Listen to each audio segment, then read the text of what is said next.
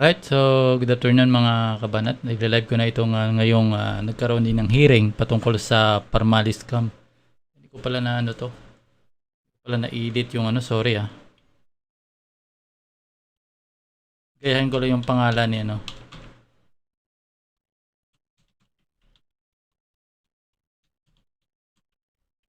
Gayahin ko na lang yung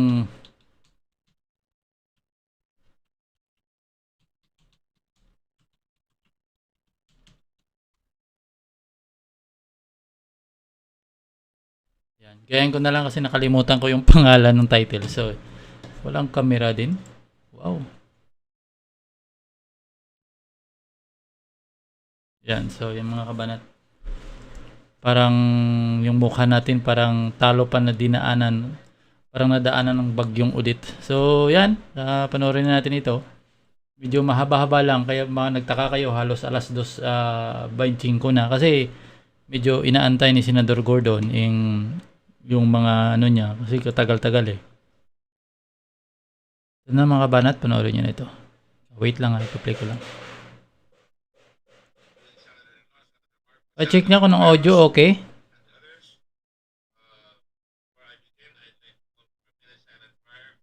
So many people who are affected by the typhoons, and there are various reports on how many people have died.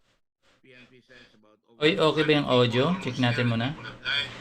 NDRMC says about uh, NDRMC has said that they have about 30 died, 31 died, and Red Cross says we have 15 that we have eyeballed.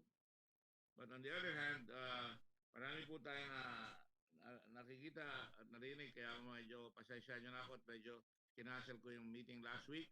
At until now, we have been days have turned into nights and nights have turned into days. And we're trying to bring in the necessary relief. From our side of the Friends of the Red Cross, trying to bring in the necessary relief vulnerable. Itong sound. Saglit lang ah. Satellite phones as well as satellite dishes in Siargao. So we can have communication because I'm told there are 180,000 people there. The airport is not functional for commercial. It's only available for small aircraft. And when that happens, a lot of the people who want to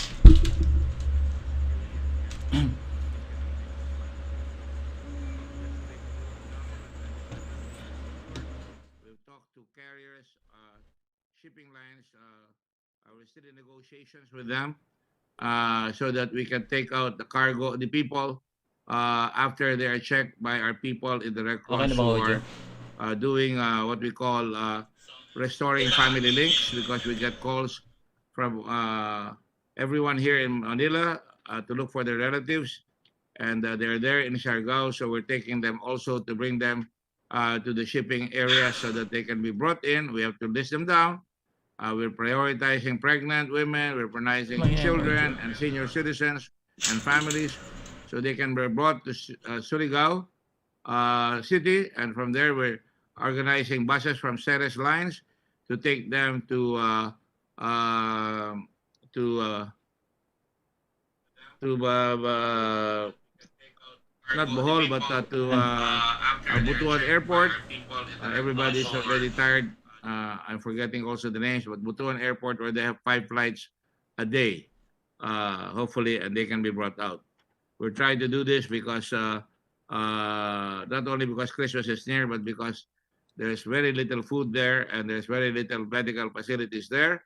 I've talked with the Makati Medical Center and some people from PGH so that we could bring in special medicines. Perhaps Tony Liachon can help as well, so that in case there are people that will have to be met there, we can bring them there by small plane and meet them at the Surigao Airport and at the Butuan Airport, Butuan Seaport, and thereabouts. The situation is very dire. It's like Haiyan all over again. All lifelines are affected. Roads are being cleared as I speak. The Red Cross has 4 payloaders. I'm sure the DPWH is also clearing. A lot of posts are down, and I was just talking with the media. That's why I was late. And what we're saying is that we should also try and start thinking in the future that electric poles should be underground from here on, and that we should move our people to safer areas, particularly on the coastal areas. This is a statement that has been made ad nauseam, ad absurdum. Palawan, we have very little contact. They have a satellite communication there now, and we found out that there are 5 ridges down going to the north, which was badly hit. So I say this because there are many people who are suffering right now, particularly in Bohol, in Cebu, in Southern Leyte, Cagayan de Oro, and other places. I think you know most of where they are, and especially Dinagat Island, we have not heard from them. I've sent people there as well. In the meantime, we're continuing with the investigation because we have to, and because we just want to let the public know. Gusto ko malaman ng public na ang inyong Senado, inyong Blue Ribbon, ang mga senador na nandito ngayon, interesadong mahuli lahat ito. Halos 9 to 12 billion pesos have been lost here. And if I understand it correctly, I have a statement from the President recently na sinasabi niya wala ng pera. Well, kung wala ng pera, I have asked the International Red Cross. We have already announced an appeal, international appeal for 20 million Swiss francs. And I'm also addressing the appeal to our Filipino Americans, our OFWs that are well off, to try and send resources to the Red Cross, to the government, and wherever you think you can trust para makatulong tayo sa ating mga kababayan. On that note, let me just start that with some of the things that we have done before. The typhoon and Sitas, at sabi ko na yung dapat ko sabihin, yan ang sitwasyon natin. In the meantime, let me go back to the business at hand sa Blue Ribbon. I just want to make sure that kailangan matuon natin ang itong mga tao ito. Halimbawa, kailangan natin matuon. Tinatawagan ko ulit ang Pangulo natin na kung maaari, pahuli nyo na sila Lao. Kayo ang nag-appoint dyan, hindi pa mahuli ang mga yan. At itong si Uson, meron na kami litrato, ipapakita ko rito, binigay ng Department of Foreign Affairs. Thank you, Teddy Boy Locsin. Si Gerald Cruz, at saka si Jason Uson. Ito ay mga opisyal ng Parmali at mga kasamang kumpanya ng Parmali na nagtatago hanggang ngayon. Ito, ipapakita ko kanilang mga litrato sa kanilang passport. Kung magagawa pa ng staff ko, pagod na rin yung staff ko. Lalabas ba yan? Ayan, napakita niya. Ayan si Jason Uson. Sa mulat-mula, hindi nagpapakita yan. Siya ay presidente ng Pilipinas 168 Shopping Mall, DCLA Plaza, kay Michael Yang yan. Yangtze Group, kay Michael Yang yan. Kasama dyan. Phil Estate Group, kay Michael Yang yan. Kasama Patek Land Holdings, treasurer siya. Happy 168 Development, presidente siya. Philippine Full Wind, kay Michael Yang rin yan. Power Megamix, kasama rin si Michael Yang dyan. Pai Hong Realty, director. Pairi Holdings, president. At saka Sapphire Jewel 168, president rin siya. Yan si Jason Uson. Balita namin nasa Japan, hilingin ko na makontak ng embassy dati dyan kung meron silang makukuha balita dyan para mahuli yan. Isa pang hinahanap natin ay si Gerald Cruz. Ito naman ang passport ni Gerald Cruz. At papabigay ko ito sa mga dyaryo para malaman nila at makita, kung makita ninyo itong tao ito, kasama ito sa nawawalang sa mga perang nalustay ng bayan para sa COVID na dapat ginamit. Again, ito si Gerald Cruz, ang siyang umawak ng list ng bahay ni Michael Yang sa Dasmariñas, sa Forest Park. Siya rin ay stockholder ng Pilipinas 168 Shopping Mall. Siya rin ay DCLA Plaza Corporate Secretary, makasama sila ni Jeremy Uson. Yangtze Group, Corporate Secretary siya. Pali Estate, Executive Assistant siya. Philippine Full Wind, Corporate Secretary siya. Primary Biological, Corporate Secretary, sister company yan. Philippine United Technic Corporation, Treasurer siya. Business Beyond Limits, yung ginawa ni Ginoong Dargani para sa kanyang girlfriend na si Sofia. Yun ay Chief Financial Officer at si Crystal Mago, kasama din doon. Sapphire Jewel, 168 Holding Company, Corporate Secretary. Nananawagan ako sa mga nanonood, sa publiko, kung kilala nyo ito, ipag-alam nyo sa Blue Ribbon Committee. Itong dalawang ito, kailangan mahuli sapagat para mabuo natin ang storya. Medyo buo na, pero kung ang nakikinig, ang Secretary of Justice at ang Ombudsman at ang NBI, tulungan nyo na ang ating bayan para naman magkaroon tayo ng konting katarungan sa mga nilaspag na pera nitong mga taong ito. Let's move on to another topic. Nilang yan, nga pala. Itong si Sofia Custodio, hanggang ngayon, we asked my staff to move his head. I cannot see the names. Sofia Custodio, President of Business Beyond Limits. Siguro tawagin ko na ito, GBL, Grid Beyond Limits. Sofia Custodio, kasama siya ang girlfriend ni Moy Dargani na nabigyan ng malaking kontrata rin ni Christopher Lloyd on. Ang nakuha ata nilang kontrata ay 38 million. I'm going by my memory. Ito rin si Dennis Madalastas. Ito hinahanap ni Senator Lacson. Hinahanap natin lahat yan. Si Christopher Lloyd Lau na napaka-arrogante. Hindi na natin nakita yan. Hindi na siya undersecretary ng ating gobyerno. Hanggang ngayon, hindi na nagpapakita yan. Kala niya makakatakas siya.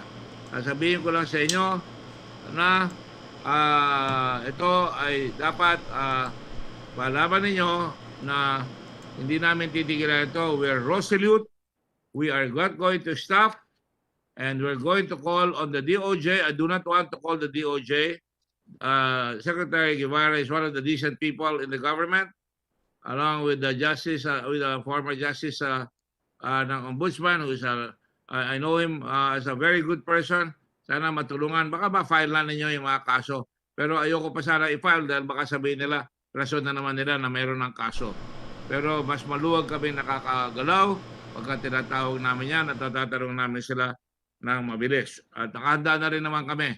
Malamang isa na lang ang hearing na natitira. Sasabit ko na ito. At pag nasabit na ito, ay talagang lalabas talaga at kailangan makita natin na may katarungan. At sana makulong ito mga ito sa pinakamalaking planong plunder ng ating bansa. Lalo na sa nagkakamatay ng mga tao dahil sa COVID ito sa ating bansa. Now,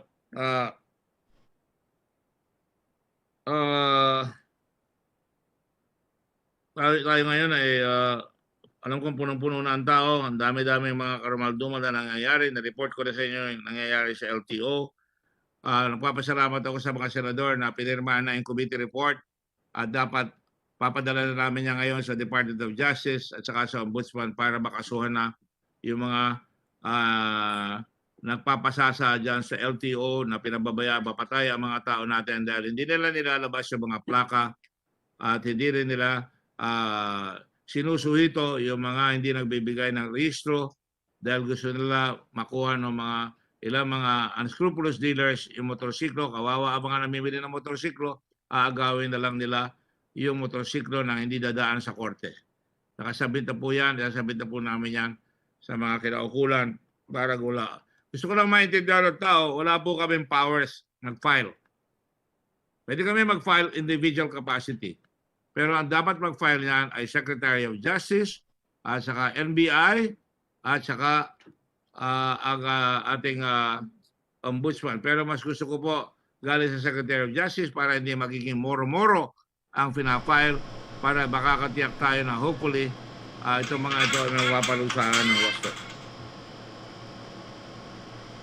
We do our best to ignore distractions. And in the spirit of Christmas, pagdadasal ko na lang po ang ating Pangulo. Minura niya po ang aking nanay ng isang gabi. At ang ginamit niyang salita, pasensya na po kayo, putang ina mo, sabi niya gano'n sa akin. Alam niyo, hindi ginagawa ang salita ng Pangulo yan.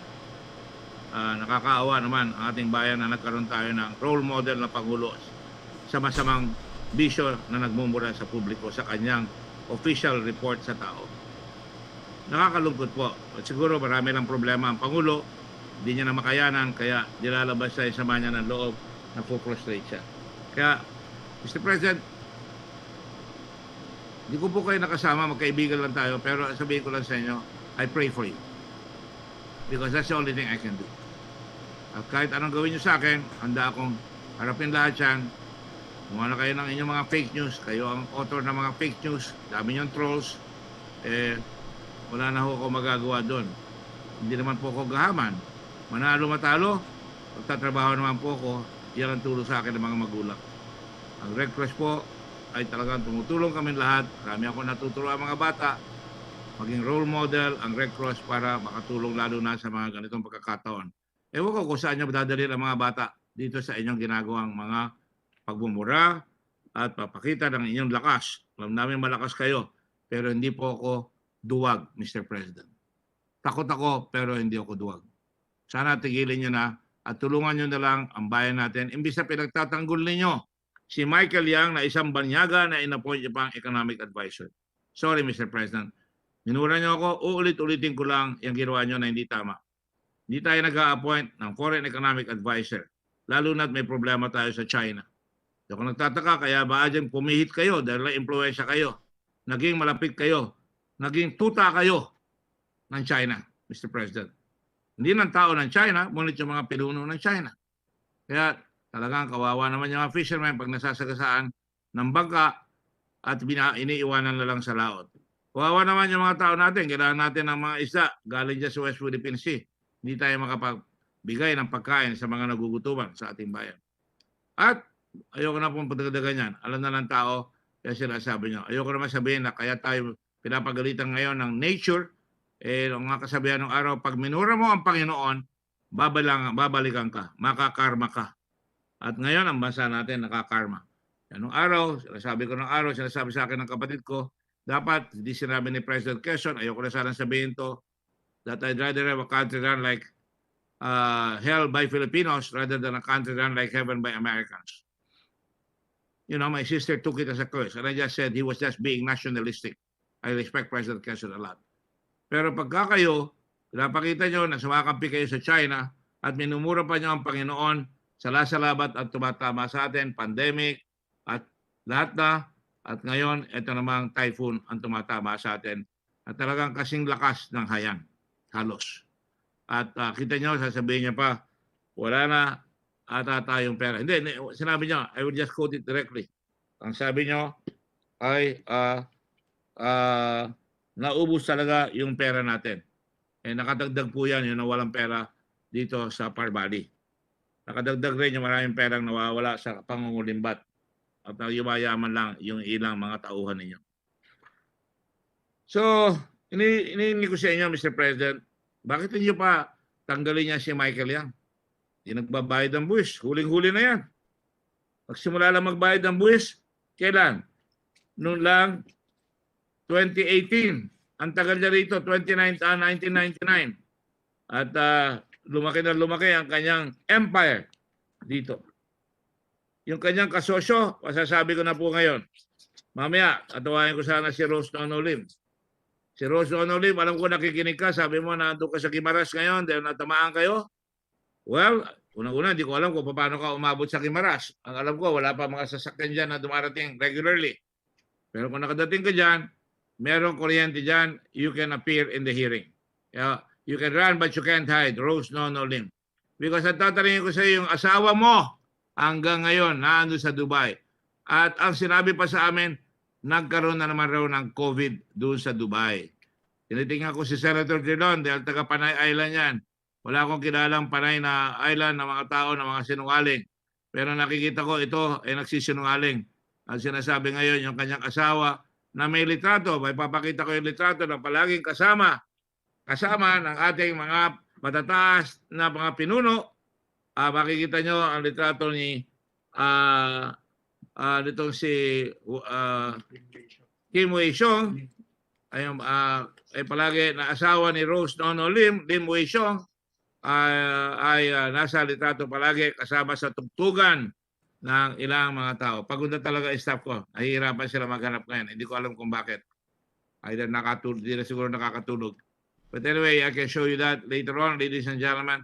Lin Wei-shong, and I will inform the public now and the committee, is really Kaya siya nandun, tinatago ninyo, kaya maraming kotse si Rose Nonolim, marami silang bahay at tatakbo pang congresswoman si Rose Nonolim, si Lin Wei Xiong ay, bigil muna ako para may konting suspense. Siya ay financial officer ng Farmali. Meron po ako nakuha ang dokumento na nakapirma siya. Ayan, kasama ng Pangulo, kasama ni Michael Yang. Wow. Kasama sila. Ibig sabihin yan, alam niya lahat ang nangyayari sapagkat sa tingin namin, siya ay financial manager. Si Lincoln Ong ang ika nga Quasimodo o ang tawag doon kay Dracula, yung bata ni Dracula. Igor.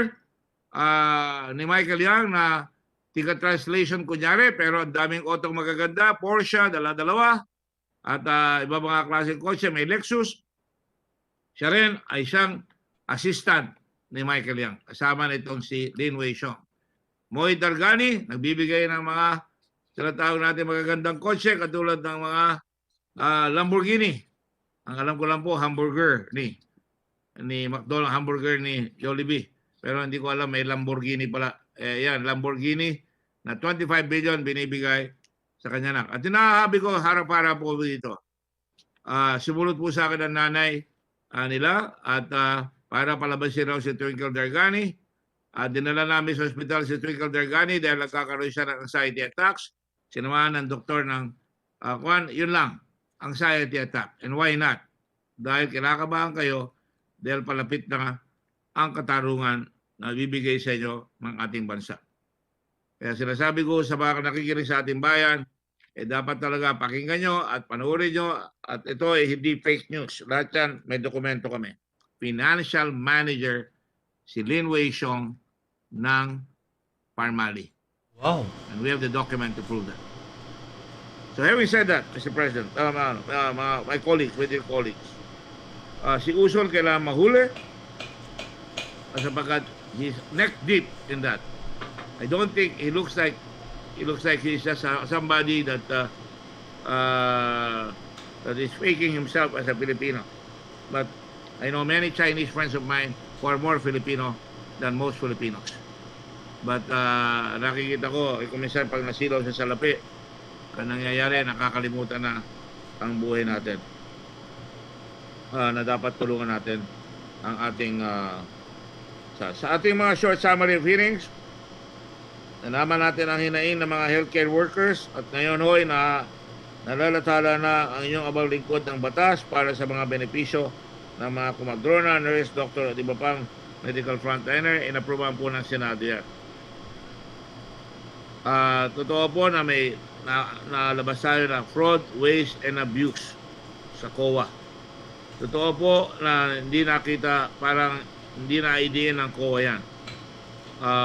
Ito naman ang gusto ko sabihin rin, yung resource persons through cross-examination and inquiry admitted that Farmali intended to defraud the government and the government sa pamagitan kay Crisel Mago. Ang sinabi niya, siniswindle niya ang gobyerno, sinusuba niya ang gobyerno. At hindi pwedeng pabalik-baliktad ang salita. Michael Yang introduced Farmali to the President. May video pa ho tayo nakita noong petsa March 2017, kasama pa siya ng Presidente sa China.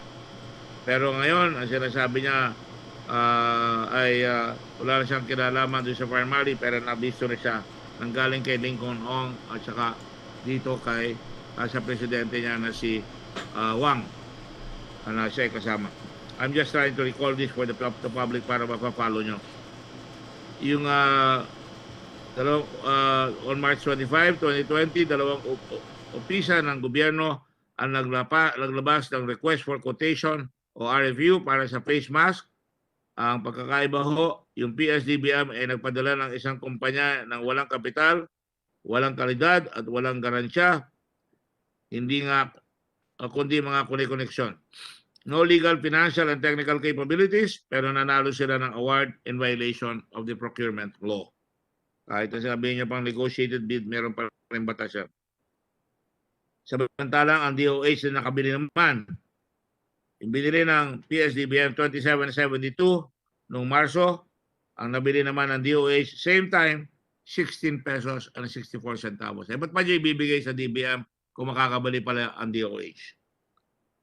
Kaya nabahala na ho talaga kami nung magpalabas ang President ng isang panukalang memorandum dated 4 October na pinagbabawal dumalo ang lahat ng kanyang mga cabinet members. At nababahala rin ako hanggang ngayon, wala pa ako narinig sa Anti-Money Laundering Council. At nababahala rin ako at medyo napipiko na ata si Commissioner Guerrero nung tinanong ko siya doon sa whole committee as a whole, na sabi ko malalaman nyo kung ano ang pumasok dyan, pero parang nagiging defensive siya masyado. Kaya dapat ho, kung tapat ang Pangulo, dapat labanan natin ang korupsyon kasama nyo ang inyong Senado. Nahuli po natin ang Tiger Pill, hindi nagbabayad ng 3.7 million at lalabas pa. Mas marami pala silang hindi binabayaran. At yung kasama niya, walang address. Yung address na binigay, ilang beses pinuntahan, yun ang tinatawag nating green trends, ay walang mapakitang address. Kaya ito ay litany of lies. At talagang kung merong lugar sa mundo na pinagsama-sama ang mga sinungaling at kasinungalingan nitong mga tao ito, dito ginawa sa ating bansa, nitong grupo ng Parmali. Meron ng mga korupsyon banyaga na kumita sa Pilipinas, subalit sa China lang nagbabayad ng buwis. Hindi dito sa atin. At kamakailan lang ho sa pagtutulungan ng Blue Ribbon, ang nahuli natin, lalaya si Dargani at ang kanyang asawa, sinama ang kanyang nanay, nanguha ng aeroplano na magkakalagang 2.5 million pesos. At nakakagulat, hindi natin malaman kung sino nagbayad. Dinideny at meron nilalabas na may nagbayad. Alam na namin kung sino ang nagbayad. Ilalabas ko yan maya-maya. Maghintay lang ho kayo. At may papel na rin po ako dyan kung sino ang magbabayad ng 2.5 million na yan.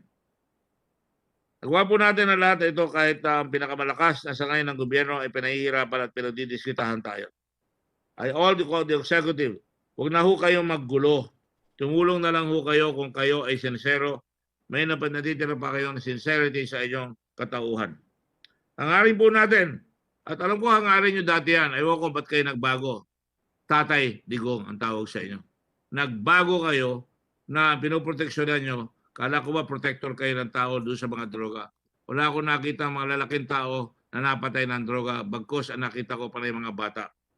Ayun talagang walang makain, humahawak sa patilim, nagtatakbo ng syagu, tapos papatayin. Proteksyonan po natin ang taong bayan dito sa mga magnanakaw na ito. Imbis na proteksyonan nyo, inaharang pa nyo ang investigasyon natin. Lalo na ngayon may times of calamity. Meron pa akong panahon. Ilang buwan na lang ho tayo pare-pareho kung sakasakali, meron pa ako yung pagkakataon magbago at tulungan nyo ang bayan, ipakita nyo ang inyong sinseridad. Wala akong masama doon. I am asking the committee today na i-disclassify yung sinabit ng BIR and I will ask my colleagues to try and declassify that. Nagsubmit ho sila at yan pag-aaral natin o pinag-aaralan na sa executive session yung mga bagay na yan at kung kailangan ilabas ho yan ayon sa patakaran ng Senado. Pagka-executive session, kailangan ay payagan ng mga kasama dito sa investigasyon na ito na malaman. And finally, ito po lang ang mga kulang pa sa atin ay yung mga subpoena compliance. Dapat mahuli na nga wala dyan at yung ibang kinukuha natin mga dokumento sa customs at saka sa BIR. Yan lang po ang aking report. Pansamantala, matagal tayo nawala. Pagpatawad po ninyo ang paglapastangan ko sa oras ninyo dahil talagang kailangan ma-review muna po natin ang nangyari at ilagay natin sa konteksto ng bumabagyo ng malakas at marami nahihirapan lalo habang nagpapasasa ito mga ito. Kumukuha ng aeroplanong mamahalin, nakakotsing magaganda habang hirap na hirap yung mga tao. Kahapon po nasa Batangas ako, nagbukas po kami ng blood bank doon at pinakita namin yung mga nababakunahan natin. Alam niyo po, yung mayor ng Batangas sabi sa akin, nagpapakahirap kami dito tapos yung pala, sila lang pala ang lulustay ng pera natin lahat para hindi matulungan ang bayan natin. Yan po ang hinaing, Mr. President, ng ating bayan. Lahat na makausap ko, yan ang sinasabi. Hindi po maganda yung sinasabi lang, matapang po ako. Hindi po ako matapang. Hindi po matapang ang Senado. Lahat po kami ay may paninindigan. Yan ang tawag ng panahon. Lahat sa katarungan, sa pagboto dapat may paninindigan. Hindi lamang yung nanloloko sa atin na maraming pera, nanloloko sa atin na kung ano ipapangako sa atin, dapat may paninindigan ang ating bansa. And on that note, the word paninindigan ay nananalatay sa ating dugo rito sa Blue Ribbon. Tutuloy po natin ang ating investigasyon. Thank you very much, ladies and gentlemen. In the meantime, Mr. Kimbo, do you have anybody that we have to swear in before we go and tackle Crisel Mago and tackle Mr. Wang and tackle all the other information? Mr. Kimbo. Your Honor, we have two Mr. Jason Usons, three Mr. Jason Usons. We sent letters to all Jason Usons that the NBI had supplied us, and they are all here present, Your Honor. They're here already. No, there are three Jason Usons, not the Jason Uson that left for Narita. All right. I mean, we had to issue a shotgun letters to all Jason Usons we could find in the Philippines. But with the cooperation of the DFA, we got the passports of these people. Do they look anywhere close to that passport? No, Your Honor. We just reviewed, and also that they perform work in occupations other than formally or pilely or commercial activities. One is a one is a police officer, one is a utility person, a process server at the fiscal's office, and the other's occupation is unspecified, Your Honor. So is it my reading that you want to present these people, even if we're sure they're not? Are we sure they're not the same ones? We are certain that they are the same ones you can see in the camera, Mr. Chair. We just wanted to be sure and make a report that we had found Usons as instructed, but not yet the quote-unquote real one, Mr. Chair. Thank you. I'd like to, I hope, I pray that the real Uson is there. Are they there in the room? I really don't know how to proceed. They are here remotely, Your Honor. I can call each one so that they may be able to say something so that they can be dismissed earlier if indeed. Looking at Jason Uson that is wearing a green shirt. Raise your hand, please, sir. Jason C. Uson. Yes, sir. Thank you. Do they have the same initials? The middle name, middle initial? No, sir. We just found out from the FA that the real, quote-unquote real Jason Uson does not have a middle name. We just found out today. That sounds very mysterious. Could he be masquerading as a foreigner, masquerading as a Filipino then? I would not be able to answer that question, Your Honor, except to say that there indeed are some persons in the Philippines who have no middle names.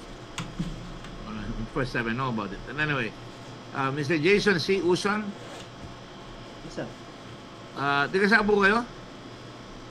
Sa Pangasinan po, Dagupan po. Hoy, Iba yung napunta sa Davao. Hindi po.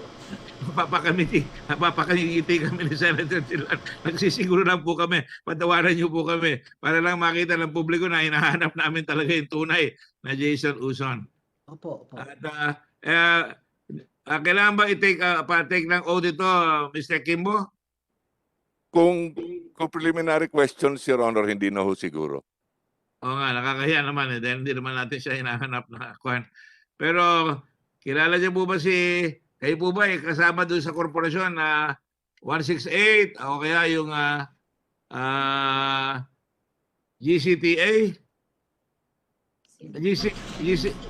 GCLA? Hindi po, sir. Okay. So, Pilipino talaga kayo? Opo, sir. Oo. Pasensya na kayo ha. At I have to give A for effort kay Mr. Kimbo. Unless Senator Dillon wants to ask a question. I don't know whether he wants to ask a question. Opo, sir. We should already excuse the witness, obviously. He's not the one that the committee. I mean, we should already excuse the witness. Yes, I think so. hold him any further. Thank you. I'm sorry. I was as surprised as you are because I said try to get as many Jason Usons and we might hit something. But obviously, we already got the passports. But anyway, maraming salamat po, Jason, Mr. Jason Uson. Ilocano po ba kayo? Pangasinan po. Ay, hindi ko alam ano magkasagla. Pero salamat po. Thank you very much. Thank you po. I hope when I see you, you can shake my hand and say, we can laugh about it. Di ba? Thank you. Salamat po. Po, sir. Okay, para lang naman makita rin sila sa TV, pagbigyan na natin, nandiyan lang sila. Okay. Mr. Kimo, who else? Si Jason B. Uson. B. Pakipress lang ho yung TV nyo kung nandiyan kayo. Oh, Ayan, naka-t-shirt na puti. Ikaw ba yan, Jason B. Usong? M po yan, sir. Siya yan, ha? No, Jason M. Uson. Jason M. Uson ito. Pakisagot lang po. Kayo po ba yung Jason M. Uson? Grabing hanapay nila ng ano ah. Lakasan po ninyo. Pangasinan din po, sir. Pangasinan. Pangasinan din. At tatanungin ko lang sa inyo,